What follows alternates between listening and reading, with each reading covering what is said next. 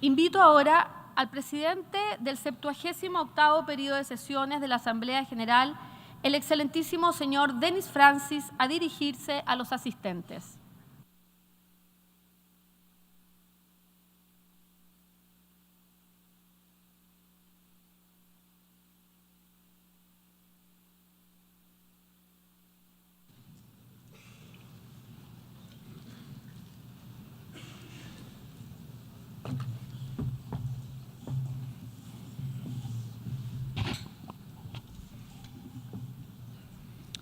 Your Excellency Paula Narváez, President of ECOSOC,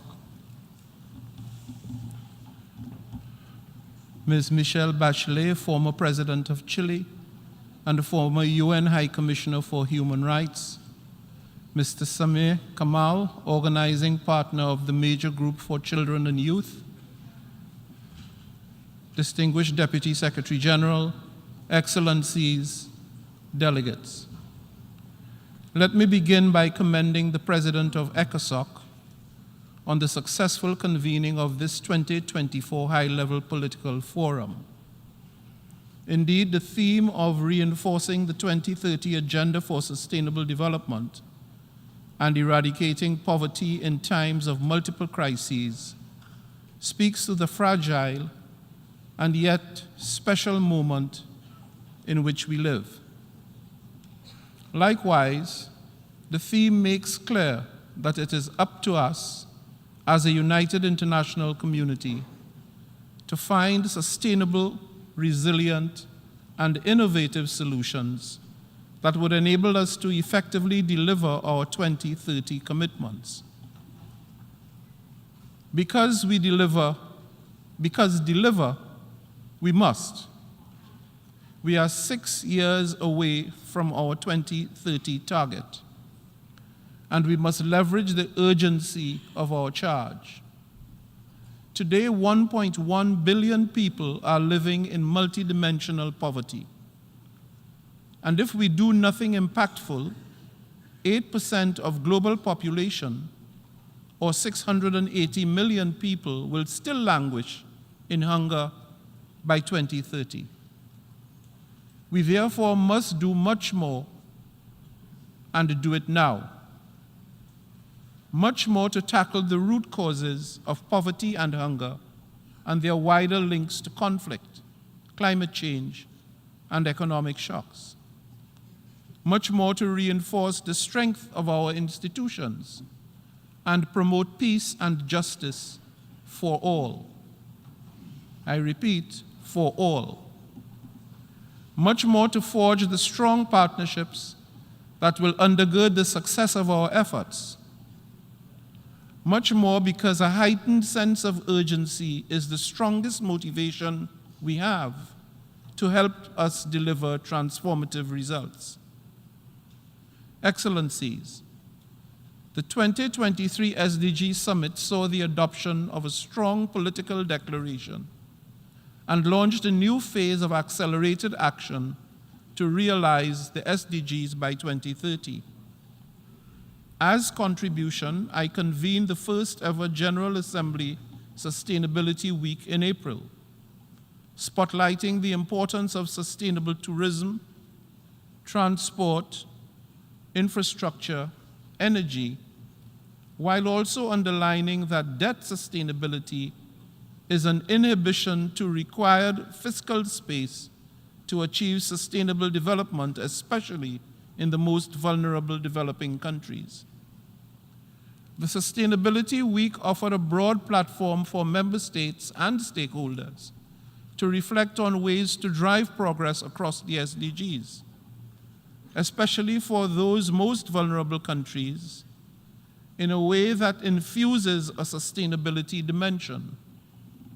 Today, this forum, the main UN platform for follow-up and review of the 2030 Agenda for Sustainable Development, is a pivotal moment now to take this progress forward and advance confident, optimistic action, among other things, to tackle poverty in all its dimensions and manifestations, to ensure sustainable food systems, to end hunger, to ensure access to food for all, everywhere, and to adapt our systems for the efficient delivery of global public goods, especially health and education. I look forward with optimism to a strong outcome of this ministerial and high-level segment, because it is you, honorable ministers and decision makers, acting at both at the national and here at the global stage, who can drive real transformational change to achieve our 2030 agenda for sustainable development. Despite that, we are significantly lagging behind. I firmly believe we have tremendous opportunities ahead. The Summit of the Future, now around the corner in September, is part of a continuum of efforts to deliver faster and smarter on the 2030 Agenda, the Addis Ababa Action Agenda, and the Paris Agreement on Climate Change. The summit's anticipated outcome, a pact for the future, must be transformative enough to justly telegraph the political will that will usher in a brighter tomorrow for all, everywhere. It must also choreograph the direction towards a more equitable international financial system, one that addresses the crippling debt crisis and improves the chances for the achievement of the SDGs by developing countries, especially LDCs, LLDCs, and SIDS.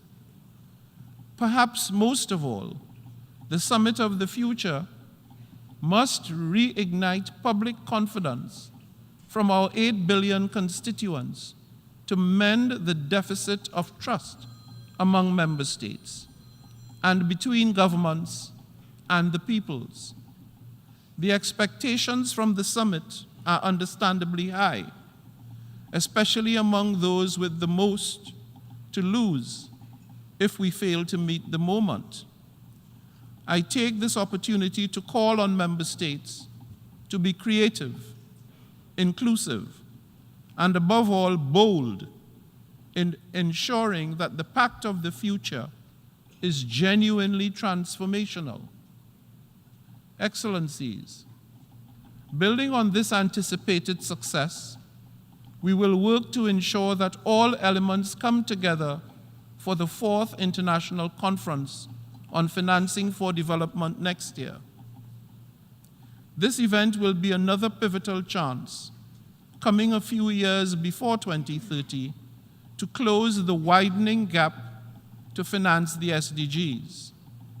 At the General Assembly, the 2024 Quadrennial Comprehensive Policy Review of the UN Development System will further bolster our chances for impact. I conclude by also thanking their Excellencies, Sanita Pavluta-Deslande and Paul Goa Zumanjini, permanent representatives of Latvia and Guinea respectively, for effectively steering the process on the strengthening of ECOSOC and the review of the high-level political forum during this session to a successful outcome. We cannot be numb to the glaring facts and figures that demand a stronger ECOSOC and impactful HLPF, to the reality that less than 1/5 of the SDGs are on track, and that the gaps in our systems translate to lives lost on our watch. We literally have no more time to lose. Like Benjamin Franklin, we must use the keys we have to harness the speed and electric atmosphere within this forum to achieve a future that is safe, equitable, and bright, and the shared vision of peace, progress, prosperity, and sustainability for all, everywhere. I thank you.